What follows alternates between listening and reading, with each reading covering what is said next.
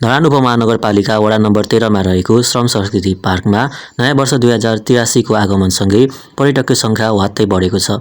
पूर्वको मुख्य टुरिस्ट डेस्टिनेसनको रूपमा ब्रान्ड बन्दै गएको यो पार्कमा वैशाख 1 गते मात्रै करिब 3 लाख रुपैयाँ टिकट बिक्रीबाट मात्रै आम्दानी भएको छ। हरेक उमेर समूहका व्यक्तिहरू घुम्न आउने यस पार्कमा ट्राफिक जाम हुने गरी पर्यटकहरूको भिड हुन्छ। विशेष गरी न्यू इयर मनाउन आएका हजारौं पर्यटकहरूले गर्दा हरेक वर्ष यहाँ ठूलो भिड हुन्छ।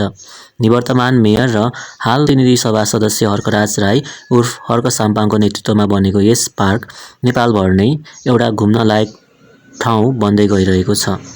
धरान आएपछि प्राय मानिसहरू यस पार्क घुम्न अनिवार्य पुगिरहेका हुन्छन्। यस पार्कले यस क्षेत्रको व्यापार व्यवसायमा ठूलो सकारात्मक प्रभाव पारेको छ। यस पार्कले ट्रान्सपोर्टेसन, इन्टरटेनमेन्ट र कल्चरल प्रिजर्भेसन साथै इन्भाइरोमेन्टल कन्जर्भेसनमा पनि विशेष योगदान पुर्याइरहेको छ। यस पार्कको अझै प्रमोसन र प्रिजर्भेसन गर्न सके यसले धरानको इकोनोमीमा अझै ठूलो इम्प्याक्ट पार्ने देखिन्छ। धन्यवाद।